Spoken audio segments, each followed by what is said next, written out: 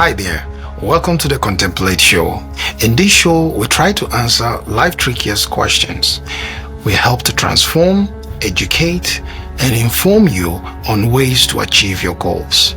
Today, we have a special guest, and he's not just a mentor to me, he's a friend, a father, and he will do the rest of the introduction.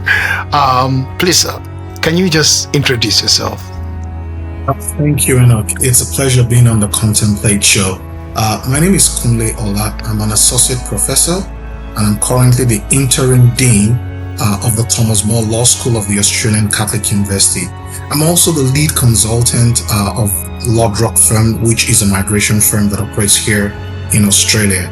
Thank you for inviting me, and I look forward to sharing some thoughts with everyone. Thank you so much, sir.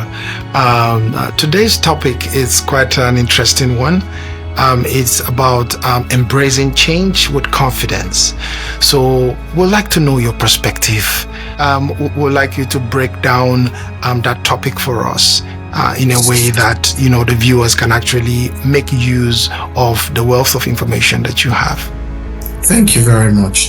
I think I would like to start from the perspective that people like what is constant, and that's as a result of the fact that once you've dealt with something, you're able to have an understanding that this is how it goes, and as a result, you have some form of definite posture on what that thing.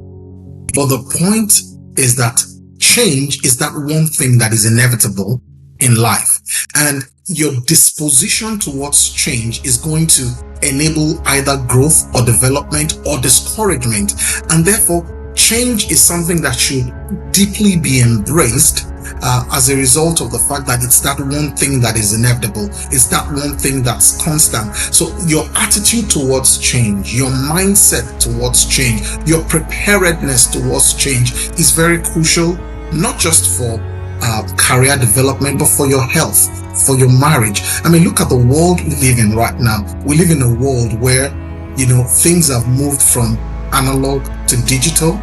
Things have now moved from digital. We're dealing, in high tech AI, Gen AI. So your one's ability to adapt to change, one's ability to welcome change, one's ability to be resilient in the face of change, and to understand that change is not an enemy, but change is an opportunity. Change is not the problem, but our mindset towards change should be the crucial thing. So the mindset, the attitude, our ability to adapt, our consciousness towards being lifelong learners, those are the things that helps us to tune in properly towards change, towards life, towards the inevitable, which is change.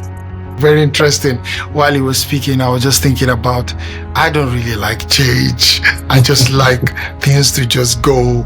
And the funny thing is that life happens just like you said. It happens in times where you least expect. So can you explain more on that? How do people prepare for change? Because it doesn't really let us know when it's coming through. I would like us to look at change from the human ecology.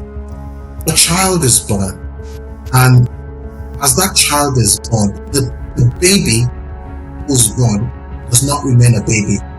He goes through teething stage, crawls, and then begins to walk, is in diaper, and then before you know it, the child begins to run around the house, and before you know it, then school. That's change. And that child grows, and then before you know it, the child tells you you're going to school. Before you know it, the child wants to start driving. Life itself is wired with change. So having that clear understanding that everything in life evolves, everything in life changes. It would help one, to tackle any challenge that's coming. The mindset that life itself is embedded, life itself is wired with change, is a crucial part of being able to tackle anything that is for an individual. Yeah, so that was a very interesting perspective. Okay, so I'll just give you an example. Let's say someone was just working and all of a sudden they needed to downsize, or he got fired, or just something. How should people look at that and say, you know what, this is a change, unexpected change? How do they deal with that? In one word, it's called resilience. Now, you would know if you drive. There are hardly any roads that are all straight from beginning to the end. Some would go up and others will come down. You will take a bend, and therefore, an understanding that when you walk through life, there might be some bends, and how you prepare for it, I think, is really crucial. I mean, you gave an interesting example. Someone's working, has invested a lot of time into his work, and, loses the job. How do you adapt, to that kind of change? I think first of all is to tell yourself that life is not over. That actually it's an opportunity to start something new. Most people want to look for a new job if they don't have a problem with the old. Now, but you could decide to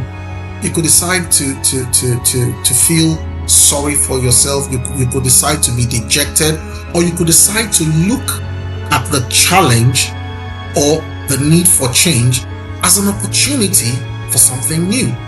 I mean, I give a beautiful example. Australia is a nation made up of migrants. So you see migrants who have left country A and they come to country B. They basically leave everything. And coming to a new country, you are going to have to relearn.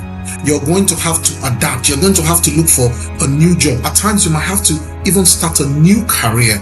But if the individual looks at it as though, oh, my life is over, how am I going to make it? And then you just move into depression, then you sink.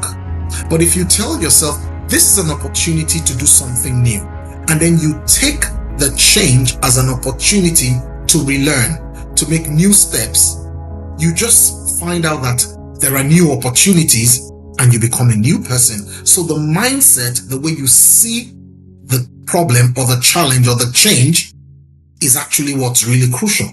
Your perspective is quite in depth in terms of the mind. While you were speaking, what came to my mind was, what if that voice is lower than the voice that is telling you to keep on going?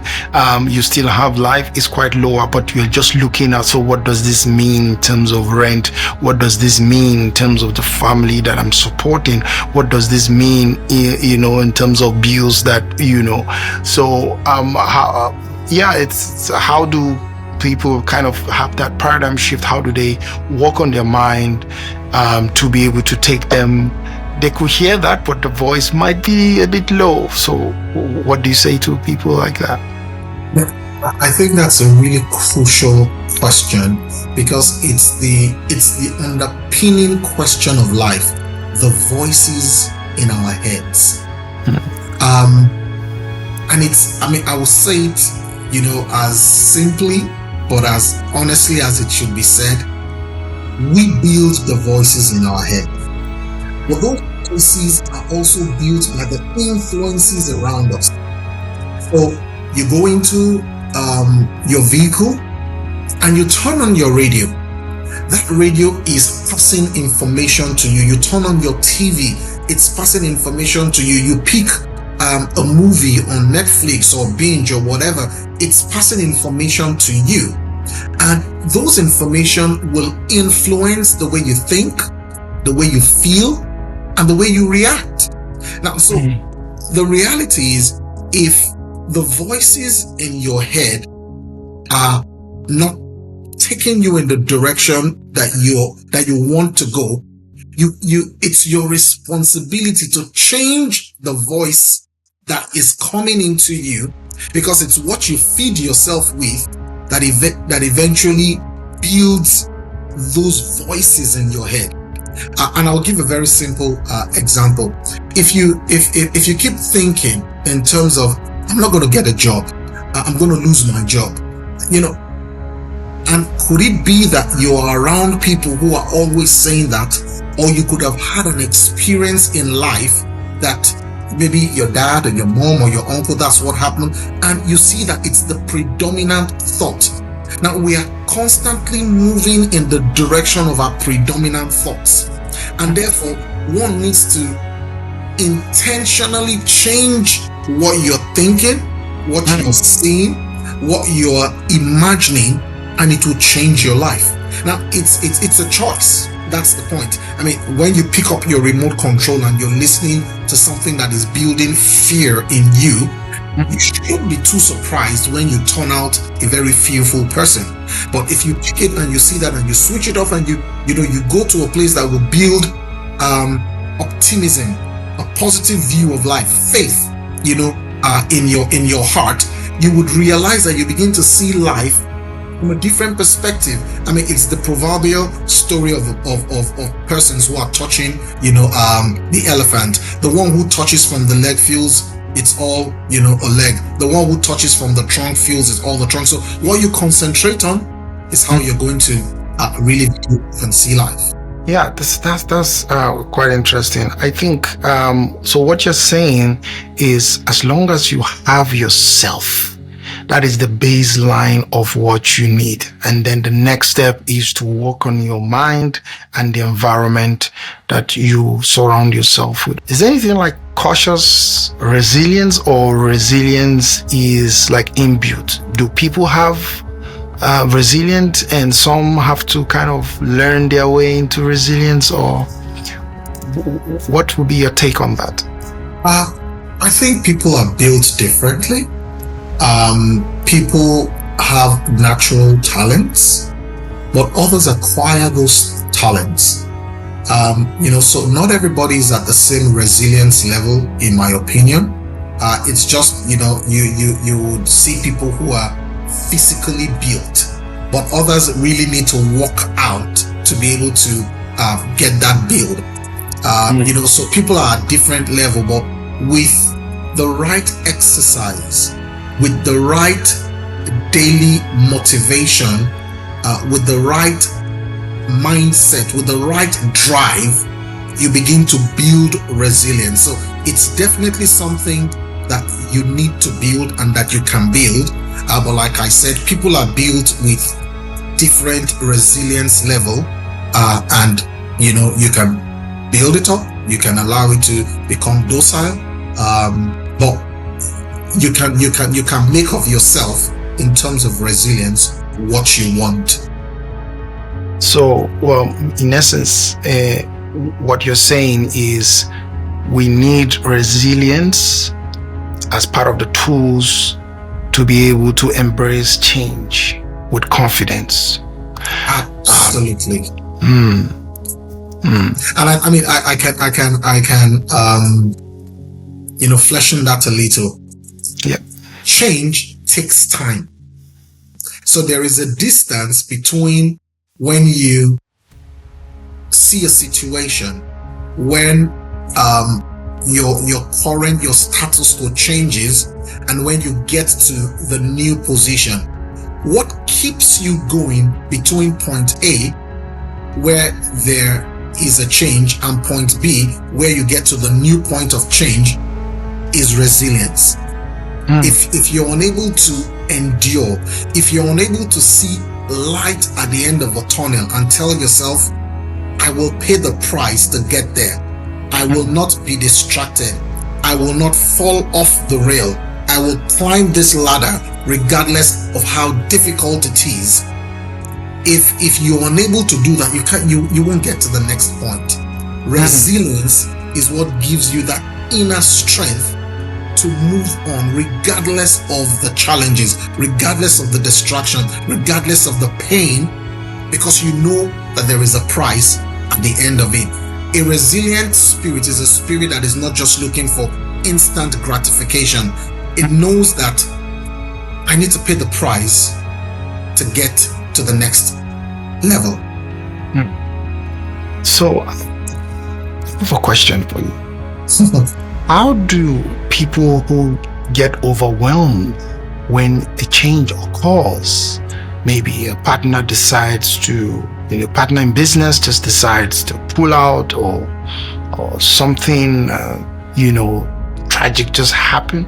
How can you, what's your take on individuals who are faced with that depression every time, there's that kind of change, everything's like the whole world is coming down and they're depressed?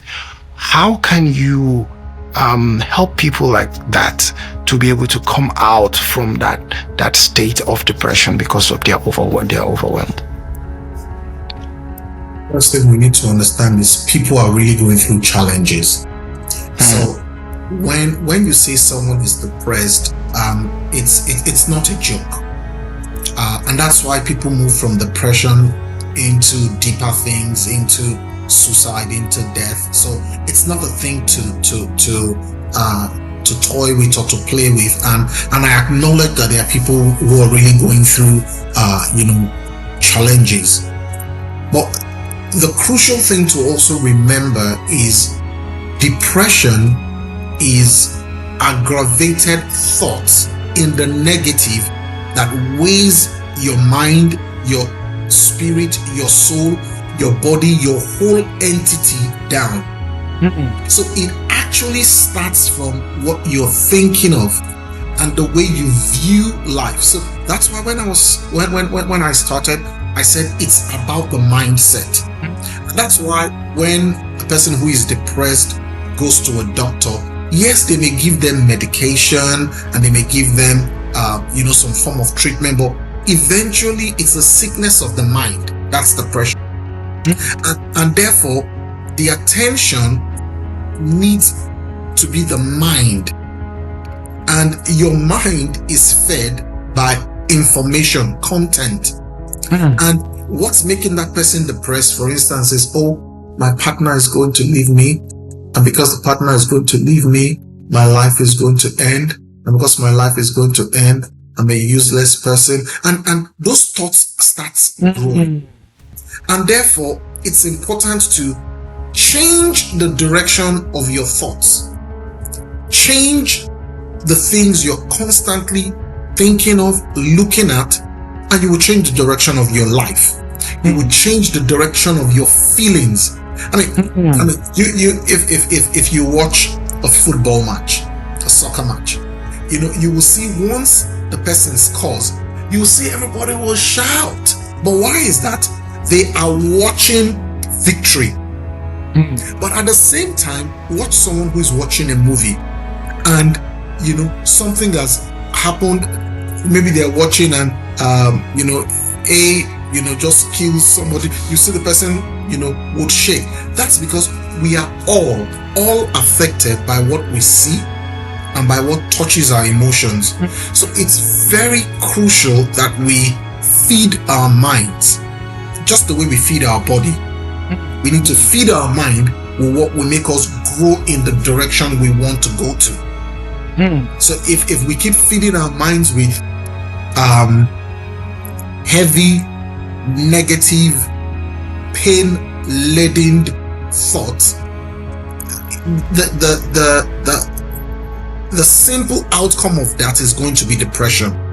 And now it's not a denial of the reality that one is going through pain, but the point is, one needs to ask the hard question: do I want to continue in pain? Do I want to be depressed? And if the answer is no, then I must take that difficult step to step away from the thoughts that will keep sinking me down and move towards the thoughts that will lift me up. Am I saying it's easy? No, I'm not saying that. But neither is it easy to build a bridge or to drive a car or to make XYZ amount of dollars. But if that's what I want to do, then I have to go that way. Wow, this is really deep. It feels like the mind carries a lot of power that we don't really give it credit for. I believe while you were talking, I just thought about a case study. of, say, for instance, someone, had an investment, saw investment, huge amount of money. While you were speaking, that was what just came to my mind, that person should say, okay, this was a bad deal. I invested X amount of money, and it's going to take a toll on the finances in the family, my bills, and a lot of things. But I can pick myself up. I can start again.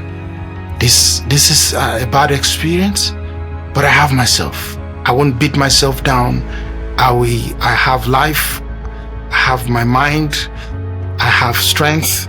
I will go back in there and do what is required.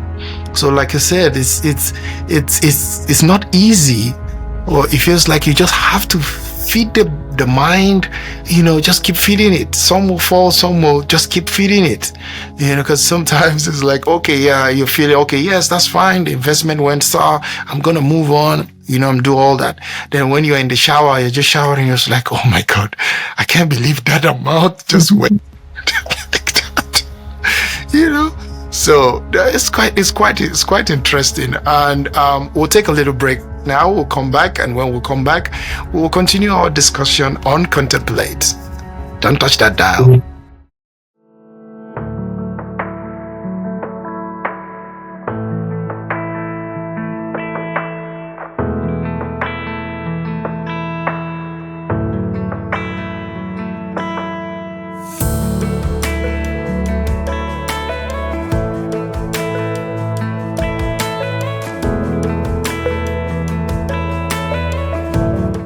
Thank you, Dr. Kunle Ola. We're back from the break, and prior to the break, we talked about the mind and how you can feed your mind to get you out of depression, because some people get overwhelmed with issues and changes and things that happen.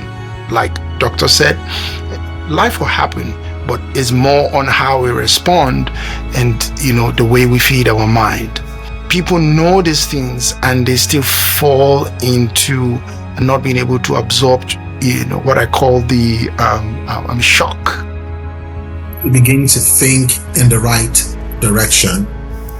Your thoughts alone will not move you into a new life.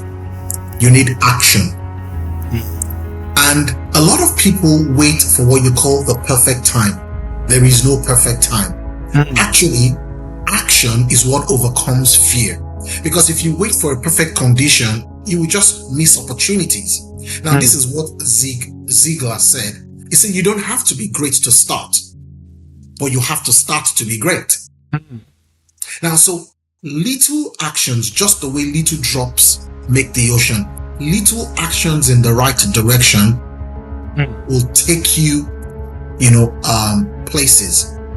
And a lot of people are depressed because they lost things and they actually started thinking in the right direction, but they were too fearful to start again, to take a new step, to move on. So never be afraid of failure. Never be afraid of starting again. Take an action, one step, just one step, and then you keep moving, and then new opportunities will unfold. Wow, that's quite deep. What's your take on say people trying to change their career? Just like you said, some people come as migrants and they'll have to do something that they've not been doing for years, and that change. How do you think they should go about it?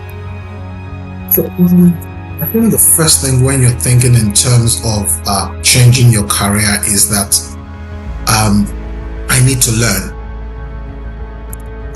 because it's very easy to say this is what I've been doing and I will continue doing that. One needs to be very adaptable to say I used to do that, it's no more in vogue, it's gone. There's no more. It's no use for no more market. that's gone. So the ability to adapt, the ability to find out what is competitive and what's marketable, and to say, I would learn it. And it's called being lifelong learners. Yes, one could be in his or her middle age, but it's never too late to learn. So when you get to a new situation or you're in a new circumstance and change is upon you, is to tell yourself, what do I need to learn? What do I need to do? We're in a very fast changing world. And I mean, one of the things we mentioned in the academia is that most of the things you learn in school, by the time you get out, is going to be obsolete. So when you go to school, you're actually not learning what you're going to do, but you are learning how to learn. And as a result of that mindset that I need to be able to adapt and I need to be flexible, but I need to constantly keep learning I think is the key. Wow.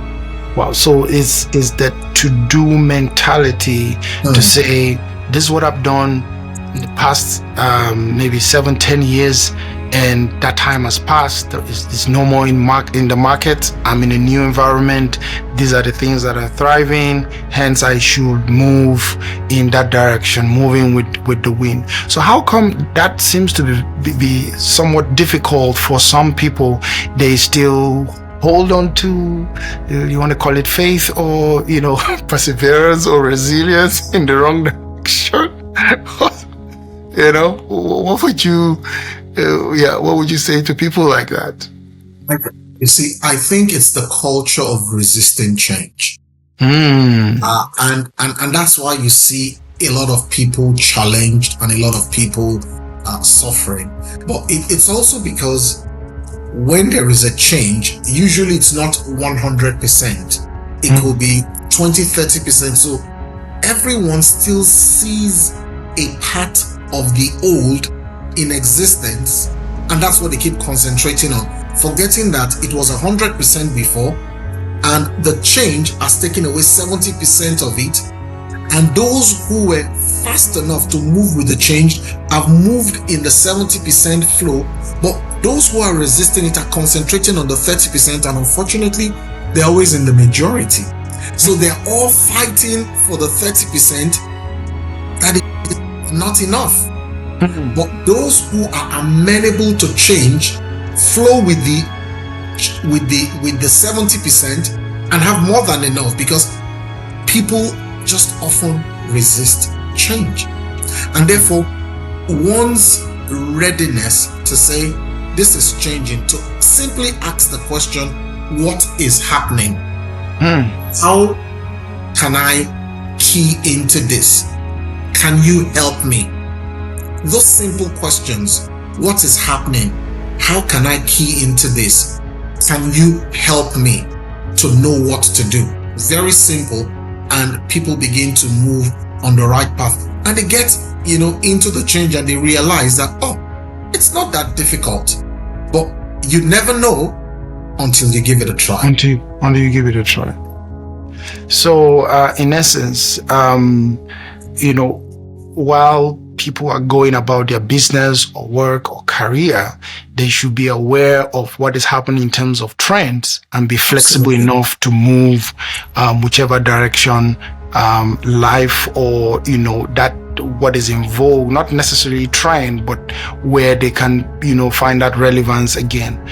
There are situations where I've spoken to I've seen some people as well who they've just stuck to a trade they've known for all their lives, and things are not working, and they insist that it's just this is what they have to do, and sometimes it's really hard, especially for the loved ones, to really explain to these people. Can you just touch on just teachability and non-teachable people in terms of being able to adapt to change, embracing change with confidence? This goes back to mindset that I that I spoke about. When you're working with somebody who is really resistant to change, you kind of need a lot of patience. Some people just won't change. I mean, I'll give you the example of the mobile phone. Some people who are in the older age, just feel, what's this? We've always used the landline, and now they can see people on the phone, and they're wondering. So, but if they just open their mind to try to see how it can be used, there could be a difference. So until the mindset is open and there is a readiness to explore the possibility of change, it's kind of really difficult to change anyone.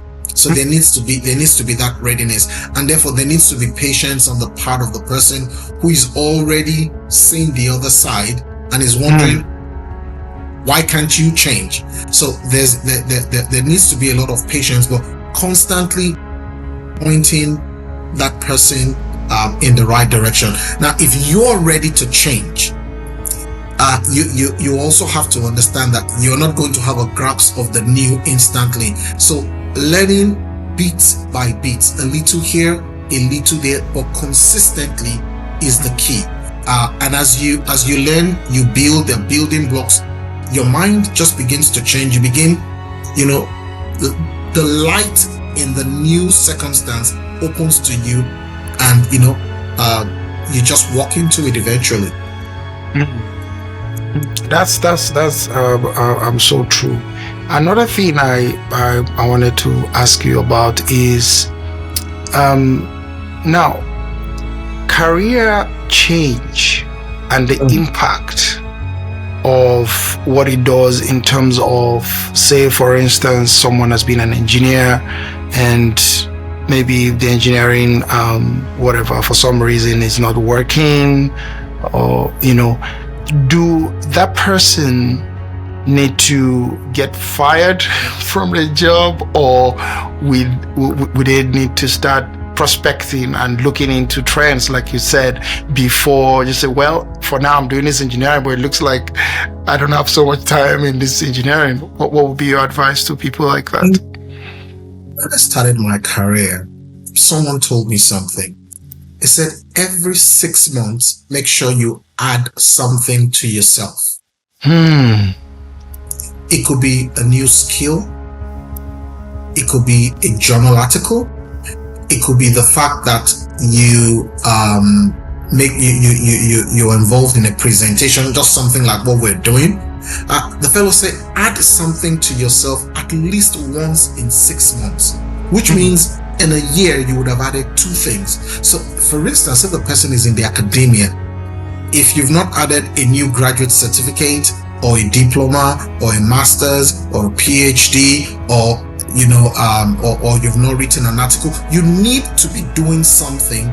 And all those things you do with consistency, when a change comes, you'll be able to pull things out of your kitty bag and it will be useful at that point. So I think the point I'm trying to make with regards to career change is, wherever you are, make sure you're constantly evolving, right? Doing something to yourself constantly.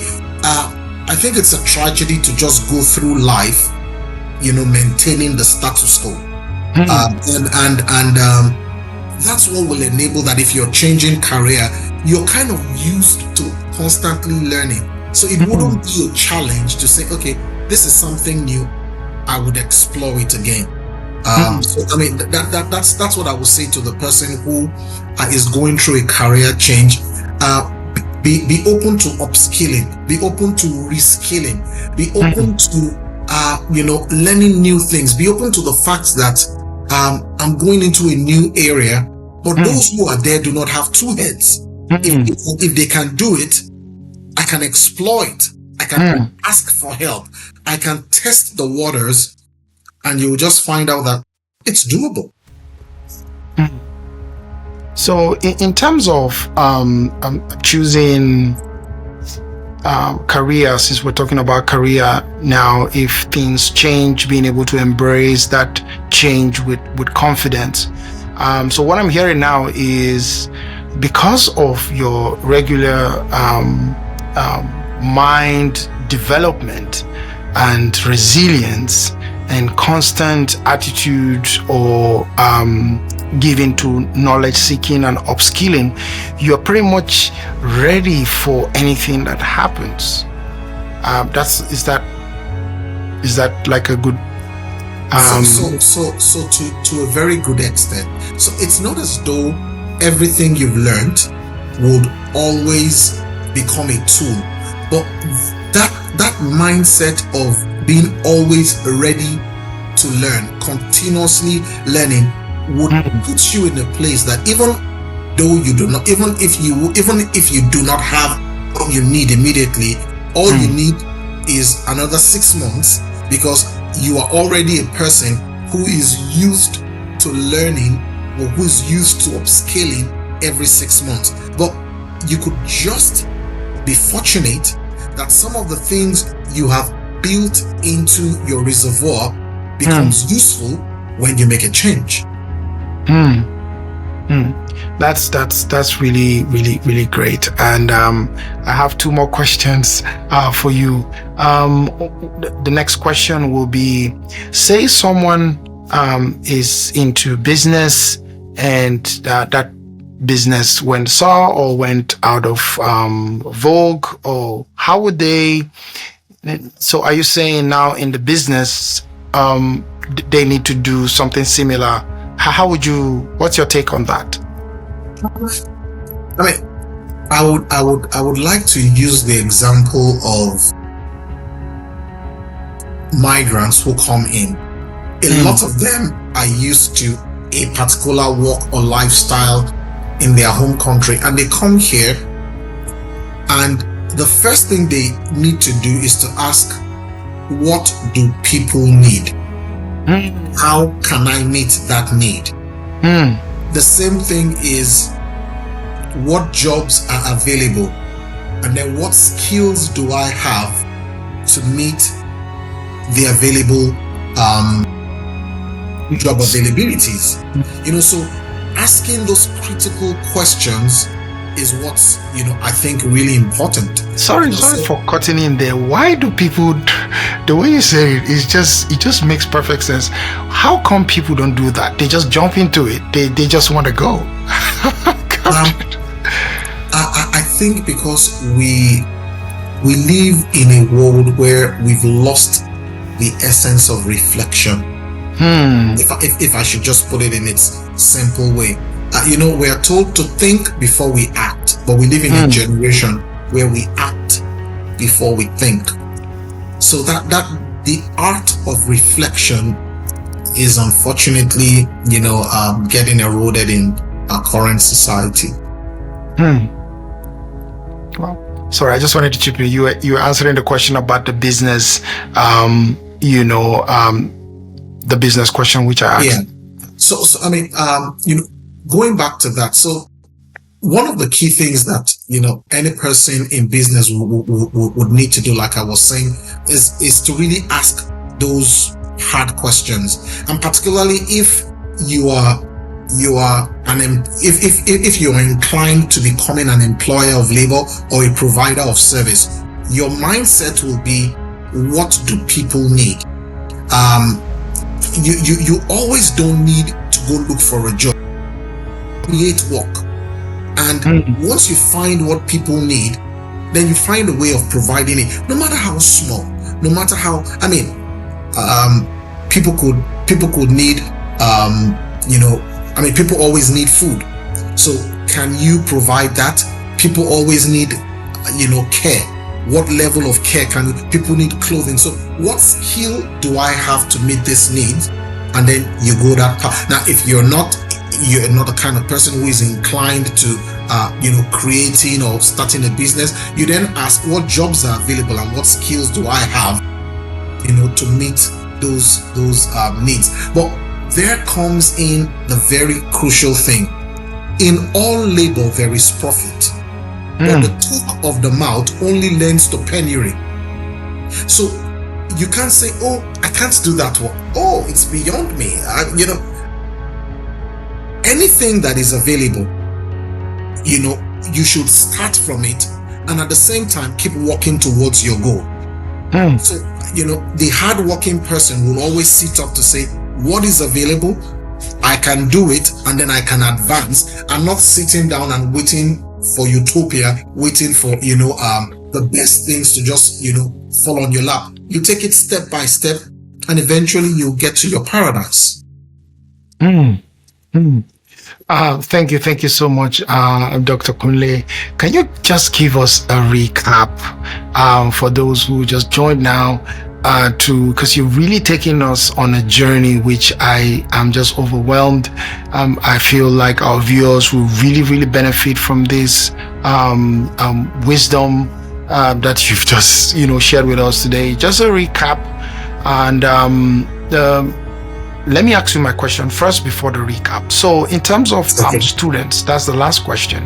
Now, for students who are actually studying a certain course, and along the line, they just feel maybe I'm not well fitted for this. I want to do something else. I think I'm better fitted to that. What's your take on that? Should they still stick to maybe, what they were doing, or Well, I will say there's no right or wrong answer. You see, people point to Mark Zuckerberg, Bill Gates, that they found what was their passion and they jumped out of school to pursue it. But I always tell them when they say that those guys got into Harvard. So they dropped out of school. It's not that they were unable to get into school. And while they were in school was unable to provide the intellectual challenge that they required, and hence they moved on to other things. So not going to school shouldn't be an excuse, shouldn't be an escape route. But if you truly have something else that is a passion and you're pursuing it, please do pursue your passion. So it's the reason I said there are no straight jacketed answers. If you're feeling lazy about your academic work, and then you're looking at Mark Zuckerberg and Bill Gates and using them as your excuse, I'll just say you're being lazy. But if you have a passion that you're really pursuing and you feel it's above it, my real advice will be manage your school and finish it up, and then multitask if possible. Try to blend them at the same time, and then you eventually come out with a degree, because we live in a world now where education is really important. So having a degree is something that's important, but more than a degree is pursuing your passion. So if you find your passion and it's so burning in you, and you can't manage education with it, and you of course know where you're going to. I can't tell you not to pursue your passion, because life is really about fulfilling your passion. But my advice would be, find a way to juggle both. Education is not forever. It's 3 years, it's 4 years, it's 5 years. You do it, and then you'll be able to pursue your passion for all of life. So balance is the key. Don't be lazy. Don't use it as an excuse, because you can actually do a lot more than you imagine you can. So drive yourself, push yourself, and you will look back and you'll be glad you did. Wow, thank you so much. So thank you for your time. I know you're very super busy. I'm really honored to have you on this show.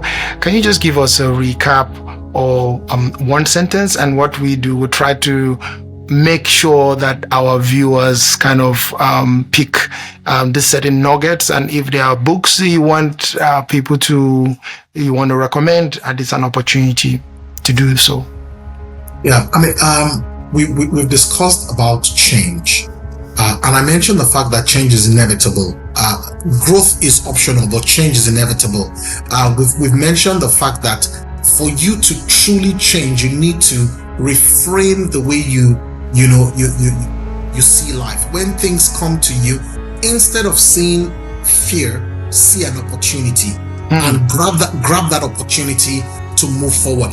Develop a growth mindset. Set targets for yourself. I told you that someone told me every 6 months, try to add something to yourself to be a better person. And that lends to being a lifelong, learner. Make yourself adaptable, because we live in a world that is evolving, and your ability to adapt will help you connect to the things, that are changing. Step out of your comfort zone. Don't say, oh, I've always been here, as it was in the beginning, is now, and that's how it's ever going to be. Tell yourself, I will try something new, and you just could be, the new, innovator. And we spoke about resilience. You need to be resilient, because there is always a point A where a change starts to a point B where you get out of the tunnel. What keeps you between that point A and B is that spirit of resilience, that inner strength. And we spoke about mindset. Choose to look at your spirit up and not what is going to bring you down, because you really don't want to be depressed. You really don't want to stay down. So why feed yourself with what's going to keep you depressed? Now, leverage change for career advancement. It's not every time things happen that are bitter that is evil. Some until some doors close, you just would not seek another door. So if the door closes, stop being bitter. Tell yourself, this is my opportunity to stand up. This is my opportunity to do something new. This is my opportunity for a change. And you will be shocked, at what happens. One crucial thing we really need to do as we walk through change is to surround ourselves with the right influences. When you have the right people around you, they will speak the right things to you. When you have mentors around you, they will point you in the right direction. Things that you're struggling to see on your own, they'll say, have you tried that? Have you tried this? Ask questions. Don't be too proud. Don't think, oh, they'll think I'm foolish. No, ask questions and it will make a change. And lastly, take actions. After thinking, after coming out with these interesting thoughts, your thoughts alone will not change the world. Your thoughts that you put into action is what will change the world. So like I told you, what Ziegler said, he said you don't have to be great to start, but you have to start if you intend to be great. So thanks. Wow. Thank you, Dr. Kunle Ola. This has been mind-blowing, and I believe our viewers have gotten a lot from this. Again, I'm so honored to have you on the second episode of the Contemplate Show. Thank you, viewers, for being around. So if anyone wants to reach you, do you have any ways, social media handles they can reach you? Or probably on LinkedIn? Yes, I'm on LinkedIn. I'm Kunle Ola. There, I'm not so much of a social media person, but I have a LinkedIn account. So if you check me, Kunle Ola, you'll find me on LinkedIn. Yeah. Thank you so much, everyone. And we'll see you in the next one. Please don't forget to like, comment, and subscribe. For now, bye. Thank you.